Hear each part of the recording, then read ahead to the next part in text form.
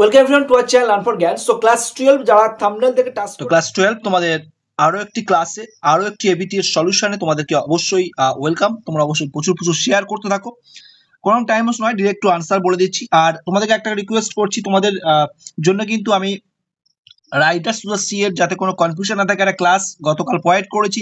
এই ভিডিওর কমেন্ট সেকশনে বা এই ভিডিওতে আমি লিঙ্ক দিয়ে দিচ্ছি, বা আমার চ্যানেলে গিয়ে তো ক্লাসটা কিন্তু তোমাদের ভীষণভাবে হেল্প করবে। ঠিক আছে, তো আজকে দেখো তোমাদের তাহলে page number most probably 95, most probably 95 বা 96, যাও তোমরা যারা পরপর রেগুলার ক্লাস দেখছো তা জানবে।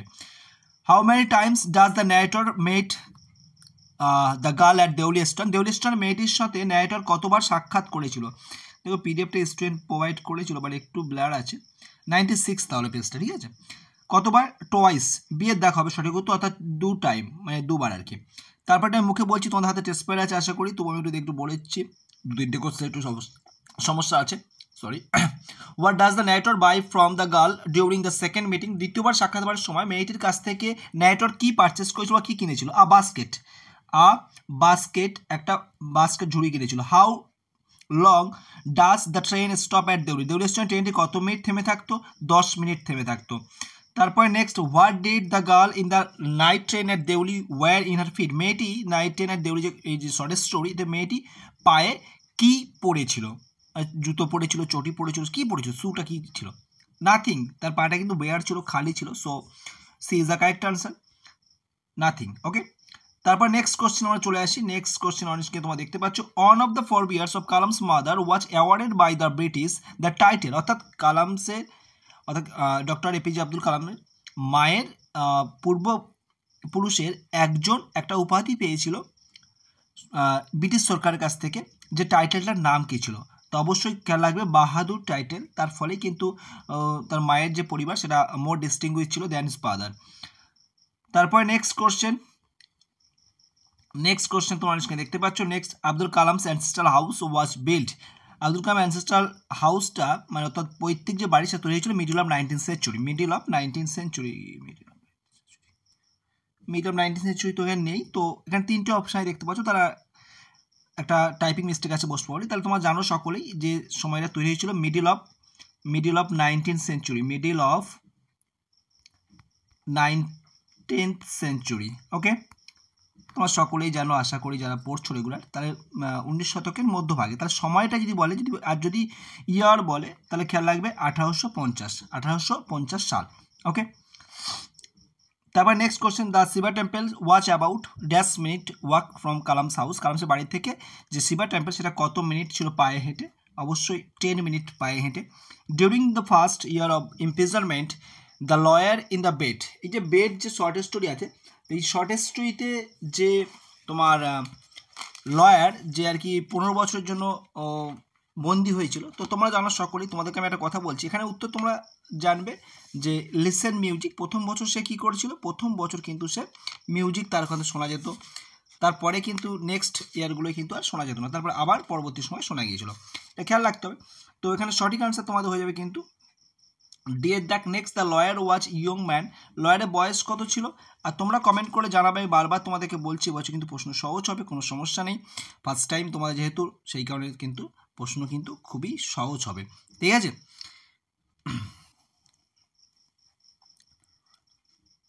আচ্ছা, তো এখানে তাহলে আমাদের তার বয়স 25। নেক্সট হচ্ছে, how many books the lawyer read in 4 ইয়ার? 4 ইয়ার্সে তিনি কটা বই পড়েছেন? 600 বই তিনি পড়ে ফেলেছিলেন। এই যে 600 বইটা পড়েছিল, তোমরা কমেন্ট করে জানাবে, আমি দেখি কে পড়ছো।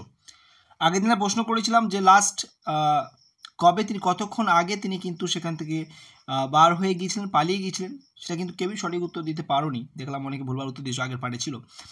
তো আজকে তোদের কোশ্চেন করছি, এই 600 যে বইটা পড়েছে, এই যে সময়কালটা ছিল, তিনি সেই সময়ে, মানে কোন সময় থেকে কোন সময়টা কোথায় এখানে বলা হচ্ছে, ঠিক আছে। তারপরে নেক্সট চলে আসি আমরা কবিতার পার্টে চলে আসি। কবিতার পার্ট তোমাদের দেখতে পাচ্ছ। What phrase does the Ulysses use to describe his people in Ithaca? ইথার পিপলদেরকে তিনি কি, মানে ওনার সম্পর্কে একটা যে ওয়ার্ডটা উনি ইউজ করছেন, ফ্রেজটা ইউজ করছেন, ফ্রেজটা কি? স্যাভেজ ডেস, বর্বর জাতি হিসাবে তিনি তুলনা করছেন। তো এ হয়ে যাবে সঠিক আনসার। নেক্সট চলে আসি, who does Ulysses plan to leave responsibility of ruling Ithaca. ইথাকার যে দায়িত্ব রেসপন্সিবিলিটি কার কাছে তিনি দিয়ে যাবেন, তার ওয়াইফ পেলেনোপ নাকি তার সন টেলেমেকাস। তো তোমার সকলেই জানো তার পুত্র টেলেমেকাসের কাছে দিয়ে যাবে। তো B is the correct answer. Next Ulysses famous যে ডিক্লারেশন, যে কবিতার লাস্ট লাইন তোমরা জানো ইউলিসিস কবিতা, to strive to seek to find not to yield. এই যে লাইনটা খুব ইম্পর্টেন্ট একটা লাইন, মানুষকে অনেক ইন্সপায়ার করবে এই লাইনটা, যে কখনোই থেমে থাকা যায় না, কখনো মানে সভ্যতায় আমাদের অনুসন্ধান করতে হবে, খুঁজে যেতে হবে, কখনোই হার স্বীকার করা যাবে না। তো এটার মাধ্যমে এ কী বোঝানো হচ্ছে, এই যে যেগুলো অপশান দেবে তার মধ্যে কোনটা? তো অবশ্যই তিনি তার ডিটারমিনেশান আছে যে লাইফ যে যতই প্রতিকূলতা আসুক না কেন তার প্রতিকূলের বিরুদ্ধে আমাদেরকে লড়াই করতে হবে, কখনোই থেমে গেলে হবে না এবং কখনোই হার স্বীকার করা হবে না। So B is the correct answer. Next, what does Ulysses consider the noblest toil in life? তো এখানে যে নোবেলিং স্টোয়েড এটা কি কনসিডার করছে অ্যাকচুয়ালি? তাহলে এখানে কিন্তু কনসিডার করছে facing challenge and seeking adventure. ওনার যারা নেচার সেটা কিন্তু এখানে তুলে ধরা হচ্ছে। So B is the correct answer. Next হচ্ছে, what does the happy isle? Happy isles কি সিম্বলাইজ করছে? হ্যাপি আইলস কি সিম্বলাইজ করছে? দেখো অ্যাকচুয়ালি এখানে অ্যাকর্ডিং টু মিথোলজি এটা হচ্ছে আপনার লাইফ অ্যান্ড যেসব যে হেভেন বলো বা প্যারাডাইস বলো সেটাই কিন্তু উল্লেখ করা হচ্ছে। তো আপনার লাইফটাই কিন্তু যেখানে সে ফাইনাল ডেস্টিনেশন সেটাকেই বলা হচ্ছে। তো এ হয়ে যাবেন সঠিক আনসার। নেক্সট চলে আসছে আমরা 16 নম্বর question, what does casualty symbolize in the poem? Casualty কবিতা কি সিম্বলাইজ করে? দেখো স্ট্রেংথ, আমরা যে নোট পয়েন্ট করেছিলাম সাজেস্টিভ নোটস বলতে পারো, যেটা পড়লে তার বাইরে কিছু আসবে না। তো সেই সাজেস্টিভ নোটস তোমরা যদি দেখো সেখানে সব দিয়ে রেখেছি, strength, permanence, love, nostalgia, so সব কিছুই। তার মানে সঠিক উত্তর হয়ে যাবে এ অ্যান্ড বি, তাহলে বোথ হয়ে যাবে কিন্তু সঠিক আনসার সি এর দাগ। নেক্সট কোশ্চেন আছে, which season is vividly describe in the poem our casual tree?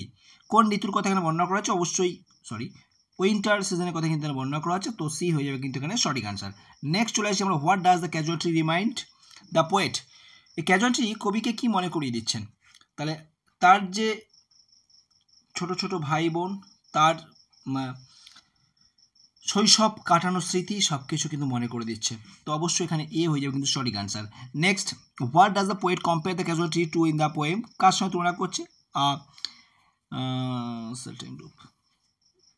এখানে জায়েন্ট সেন্টিনেলের সঙ্গে তুলনা করা হচ্ছে। প্রহরী যেটা কিনা বৃহৎ আকার, তাকে প্রোটেকশন দিচ্ছে, that's all. What does the poet mean by the leafy dome? Leafy dome কি মিনস কি?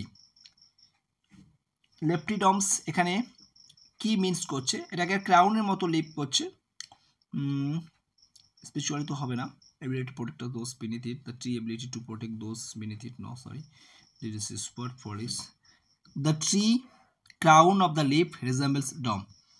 নেক্সট চলে আসছে আমার গ্রামার পার্ট। গ্রামার পোস্ট এবার খুবই সহজ সহজ কোশ্চেন দেওয়া রয়েছে, ইজি কোশ্চেন খুবই। How many days does it take to walk Donegal? Donegal যেতে কতদিন সময় লাগবে? তো 7 ডে। আমরা এটা কালকে যে নোট পয়েন্ট করেছিলাম সেখানে কিন্তু অলরেডি ছিল। Who does Maurya see riding the grey pony? Grey pony ধরে কে যাচ্ছিল বা কাকে দেখতে পাচ্ছিল? মোরিয়া মাইকেলকে। আর অবশ্যই রেড মেয়ারে কে ছিল? বাটলে ছিল। Who does the priest gave article of clothing to for identification? আইডেন্টিফিকেশনের জন্য কাকে who does the priest give? Who does the priest, what type of question? যাই হোক আনসার নোরা হবে, বাট হোম ডাস হবে। আচ্ছা, কাকে দিয়েছিল? অ্যাকচুয়ালি নোরাকে দিয়েছিল। আচ্ছা, তারপর next question, where is the Bartley planning to go? Bartley কোথায় যাবে? Galway fair. সেখানে গলওয়ে ফেয়ারটা কিসের জন্য বিখ্যাত তোমরা জানো? হর্স ফেয়ারের জন্য কিন্তু বিখ্যাত। What animal was chairing on রুপ? এই যে দড়িটা সেটা চিবোচ্ছিল? পিক। পিকের পাটা কেমন ছিল? ব্ল্যাক পা ছিল, ব্ল্যাক ফিট। এবার আমরা গ্রামার পার্টে চলে আসি। ফার্স্ট গ্রামার অন স্ক্রিন তোমরা দেখতে পাচ্ছ, এই যে পোর্শনটা রয়েছে, এই যে পোর্শনটা দ্য ট্রেন থেকে এই পর্যন্ত তোমার গ্রামারের পার্ট। এর সলিউশন তোমাদেরকে বলতে হবে। তো কি বলেছে? এটা সিম্পল সেন্টেন্স করতে বলেছে। Train came to the Deuli, I look up and down the platform. দেখো প্রথম কথা হচ্ছে এই যে সাবজেক্ট ছিল ট্রেন, এখানে I, so subject are not same, একই সাবজেক্ট নয়। তো যখন একই সাবজেক্ট হবে না তাহলে আমরা পার্টিসিপেল ইউজ করে নোমেটিভ অ্যাবসলিউট ইউজ করে করবো একদম। তাহলে এখানে আমরা যদি সঠিক দেখি তাহলে এখানে আমরা কী করবো? ট্রেন টেনে যা থাকবে, জাস্ট এই কেম যেটা রয়েছে, যেহেতু আমার ভার্ব থাকলে, যদি তোমার এখানে যদি অক্সিলারি ভার্ব থাকতো বিং বসিয়ে দিতাম, কিন্তু যেহেতু এখানে মেন ভার্ব রয়েছে তাহলে আমরা এখানে হ্যাভিং দিয়ে ভার্বের থার্ড ফর্ম দেবো। তাহলে দ্য ট্রেন হ্যাভিং কাম, খোঁজো কোথায় আছে। দ্য ট্রেন এখানে তো নেই, এখানে ডাইরেক্ট কামিং আছে, হোয়েন আছে, কমপ্লেক্স আছে, বাদ দাও। তাহলে উত্তর হয়ে যাচ্ছে তাহলে কোনটা সঠিক, the train having come to Deuli I look up and down the platform. তো সি হয়ে যাবে এখানে সঠিক আনসার।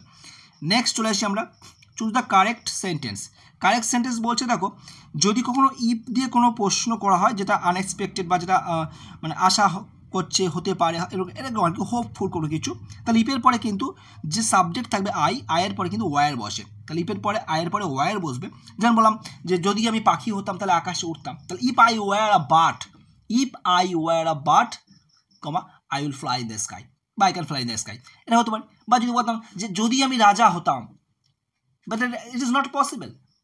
সো কারণ কী হবে, if I were a king, তো সেই কারণে এখানেও কিন্তু তাহলে এখানে কারেক্ট সেন্টেন্স হিসাবে কী হিসেবে, তাহলে এখানে কিন্তু এর দেখ হয়ে যাচ্ছে কিন্তু সঠিক আনসার। নেক্সট চলে আসি আমরা, জয়েন দ্য ফলোইং সেন্টেন্স, এখান থেকে এই পর্যন্ত রয়েছে। We may see the great Achilles whom we knew, join করলে কী হবে, হুম উই নিউ, কমপ্লেক্স করলে তাহলে হুমটা খোঁজো কোথায় আছে, এখানে হুম আছে কিন্তু এখানে আবার হিম আছে, হবে না। একবারই হুম যখন দেবো তাহলে এখানে কিন্তু আর অবজেক্টিভ থাকবে না। তারপরে এখানে হু আছে, হবে না। তারপরে great Achilles whom we knew, so C হয়ে যাবে কিন্তু তাহলে এখানে সঠিক আনসার, একদম সঠিক আনসার। ঠিক আছে, তাহলে we may see the great Achilles whom we knew, যাকে আমরা চিনি। এবার তোমাদের মনে প্রশ্ন হতে পারে যে sir we may see the great Achilles who is known to us, এটা কেন হবে না, এটা কেন হবে না? কারণ এখানে দেখো এখানে এই যে এটা পাস্ট টেন্সে ছিল, এটা কিন্তু প্রেজেন্ট টেন্সে চলে আসছে, ঠিক আছে, তো ওইখানে আমরা সেটা করতে পারবো না। নেক্সট ক্লাস স্পিড করছে, I normally ate with my mother আর sitting on the floor of the kitchen, speed করবে, তাহলে এখানে বলো I normally ate with my mother প্রথম পার্ট, আর দ্বিতীয় পার্ট কী হবে, sitting on the floor of the kitchen, তাহলে এখানে উই থাকলে উই দেবো, আই থাকলে আই নেবো, তাহলে আয়ের পরে কি বসবে বা উইয়ের পরে কি বসবে, সেকেন্ড ফর্ম বসবে আর কি সিটের। তো যাই হোক, তাহলে এখানে সেকেন্ড ফর্ম নেই, কাটা, এখানে সেকেন্ড ফর্ম নেই, কাটা, এখানে সেকেন্ড ফর্ম আছে, তাহলে I normally ate with my mother we sat on the floor of the kitchen. Okay, তাহলে সি হয়ে যাবে সঠিক আনসার। নেক্সট যে change the mode of narration, narration তো খুবই সহজ, তোমরা করে জানো। I have heard that well far far away said the poet, I have heard, এখানে আই হ্যাভ আছে, দ্য পোয়েট আছে, তাহলে এখানে কি হবে, হ্যাভটা হ্যাড হবে, আর কিছু না, আর বাকি সেম টু সেম থাকবে, আর আয়ের পরিবর্তে প্রোনাউন বসবে, চেঞ্জ হয় প্রোনাউনের। তাহলে দেখো এখানে হ্যাড রয়েছে কিন্তু এইটা হিয়ার করে দিয়েছে, প্রেজেন্ট টেন্স করে দিয়েছে, হবে না। এখানে হ্যাড করেছে, the poet said that he heard, কিন্তু এখানে হ্যাভ নেই, মানে হ্যাড নেই আর কি, হি হ্যাড বিন, আবার এখানে হি হ্যাড বিন করে দিয়েছে, তাহলেও হবে না, এখানে বিন করেছে, হবে না। The poet said that he had hard the well, তো ডি এর দেখ হয়ে যাবে কিন্তু সঠিক আনসার। আমাদের সিস্টেম খেয়াল রাখবে, ন্যারেশন চেঞ্জ করতে গেলে আমি শর্টে বলে দিচ্ছি, যদি কেউ জানতে চাও খাতায় লিখে নাও, V1 থাকলে V2, V3 থাকলে V1 থাকলে V2 থাকলে হ্যাড প্লাস V3, অ্যামিজার থাকলে ওয়াজ থাকলে had been, have has had থাকলে হ্যাড, ওকে, স্যাল উইল থাকলে উড, এটুকুই তোমরা মনে রাখো। এই যা বলে দিলাম এইটুকু ফলো করবে, তোমার সমস্ত উত্তর করে আসতে পারবে, জাস্ট একটু বুদ্ধি খাটালে, ঠিক আছে, বাকিটা আমার উপর ছেড়ে দাও। রেগুলার ক্লাস দেখতে থাকো, আমি তোমাদের সমস্ত শিখিয়ে দেবো। তারপর এখানে যেটা রয়েছে তোমাদের আনসিন প্যাসেজ, আমি আনসার তোমাদের বলে দিচ্ছি। তো এখানে choose the best option for each question. The student is the passage has not seen any river, কোনো নদী দেখতে পায়নি, দেখেছে নদী তারা অবশ্যই, in the passage has not seen any river, ঠিক আছে, তাহলে তারা কোনো নদী, has not seen any river, তারা কোনো নদী দেখতে পায়নি, ট্রু। দ্য স্টুডেন্ট, মানে কোনটা ট্রু কোনটা ফলস লিখতে বলেছে, the student is in the passage is ashamed of his knowledge, এটাও ট্রু। তার সঠিক আনসার হচ্ছে তোমাদের সি এর দাগ, both A and B are correct. Which river is not mention in the passage, কোন নদীর কথা মেনশন করা নেই, অজয় নদীর কথা মেনশন করা নেই। Echo of the places of India culture first comes from all over the world, তারপরে না, sorry all over the world না, Foreign Pandit, sorry. Foreign Pandit. Next, the writer of the passage mock the attitude of Indian to their own culture. Next, his previous understanding of the world was wrong. What was the previous understanding? The other countries were merely countries, but his was heaven itself. So here is the correct answer. Next, 36. Why do we take it for granted that India had no culture or next to none? We lack the opportunity in a course of study. এই দেখো সঠিক answer. Next 37 নম্বর question রয়েছে কি, এখানে তো nearest meaning বলেছে, dipsomaniacs nearest meaning হচ্ছে intoxication, নেশাগ্রস্ত। The opposite meaning of the word dimly, ডিমলির অপোজিট ওয়ার্ড কি? ডিমলি মানে তোমার ওই যার স্পষ্ট কমার কি, সে রেডিয়েন্ট হবে, রেডিয়েন্ট ডি হয়ে সঠিক আনসার, অপোজিট ওয়ার্ড চেয়েছে। তারপরে the nearest meaning of the word, হোয়াইস নিয়ারেস্ট মিনিং কি? Doff. Next last question, the opposite meaning of word ludicrously, মানে হাস্যকর কোনো কিছু, সো এখানে অপোজিট হবে সিরিয়াসলি। ওকে, তো শেয়ার করতে থাকো। নেক্সট পার্ট আমি চেষ্টা করছি আগামীকাল প্রোভাইড করে দেওয়ার। এই উইকে তোমাদের অন্য কাজ করাতে হবে, এখনো প্র্যাকটিস করাতে হবে অনেক। যারা সম্পূর্ণ ক্লাসটা দেখলে, এবার তোমরা কমেন্ট করে জানাও যে এটা তোমাদের হেল্পফুল হয়েছে কিনা। যদি তোমাদের হেল্পফুল মনে হয় তো অবশ্যই একটা লাইক এবং হাইপটা করবে, এর পাশাপাশি কমেন্ট করে জানাবে এবং প্রচুর সংখ্যক বন্ধুদের মধ্যে শেয়ার করো যাতে সকলে ক্লাসটা দেখে হেল্প পেতে পারে। আর এই ধরনের ক্লাস যদি চাও অন্য কোনো টপিকের, অন্য কোনো চ্যাপ্টারের, তো অবশ্যই কমেন্ট করে জানাবে, আমি সেটা তোমাদেরকে অ্যাজ সুন অ্যাজ পসিবল সেটা প্রোভাইড করে দেবো। ভালো থেকো।